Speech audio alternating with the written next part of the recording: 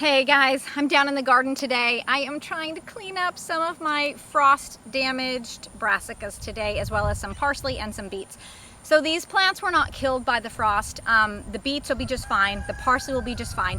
I just want to clean them up and get those damaged leaves out of there. But this row of brassicas that I direct seeded September 1st, these guys took it hard. You can see, I mean, they're pretty good sized, substantial plants, but still, they just couldn't handle it.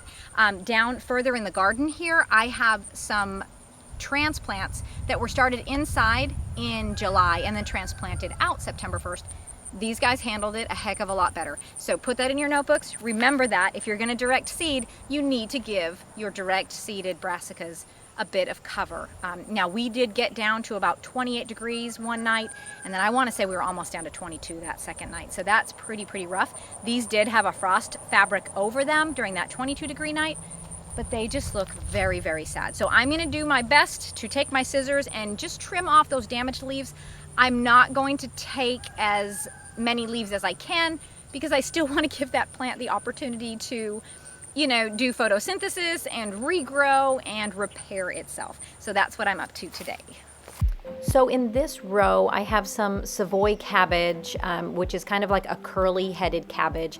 I have some regular heading cabbage. I also have some Romanesco cauliflower, which is a cross between cauliflower and broccoli. And then I also have some regular broccoli in this row.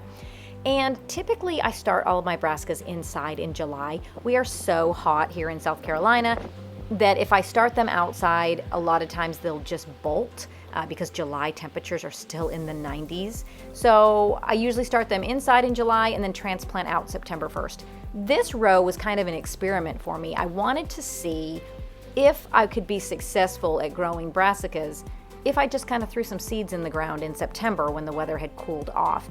And although they did come up and they looked like super healthy plants, they are obviously, you know, a couple months behind my bigger brassicas, but man, this frost really did them in. So it'll be interesting to see if they recover and see if I get anything out of them.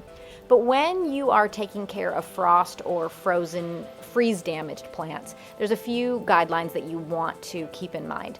So I'm not taking every leaf. I do not want to completely stress the plant out, but I am taking the most damaged leaves. And it's been about a week since we had our frost and freeze. So I have given these plants a little bit of time to recover before I'm coming back through and taking out some of the most damaged leaves. But you kind of want to do like a wait and see if the plant's going to recover, see if it's going to bounce back. Make sure that you're not going to have any really severe weather because those damaged leaves can actually help to protect the new growth if you do get another hard freeze that's going to damage them even further. Another thing to keep in mind when you are taking care of these type of plants is that some of these brassicas, even though they survive, you may have to just pull some because if they're damaged enough, they won't head up. So I'm going to just wait and see. I have this room in the garden, so we're just going to kind of see what happens, and then I'll make notes of that and know for next year whether or not these things will actually produce for me. Another thing to think about is that you don't want to fertilize right now. I know that that's kind of, been on my mind, like, should I throw some fertilizer down to get these things going? But if you throw fertilizer down, you are actually causing the plant more stress. You can actually cause it to leaf out very quickly with the fertilizer when it takes that up, and you don't want to cause any additional stress. You also want to just water as needed. Don't overwater, but also make sure that your plant roots are not dried out. So those are just some guidelines that you want to follow when you are taking care of your damaged plants. So now we're on to the beets. These did not sustain as much damage as the direct sown young brassicas in the in-ground garden. So I'm just going to clean these guys up and these guys will pop right back.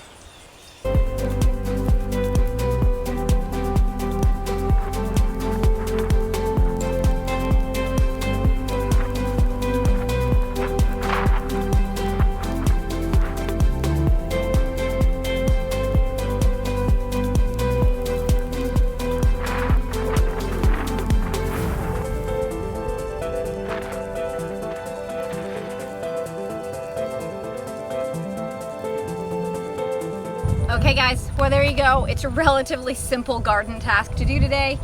Just literally cleaning these guys up.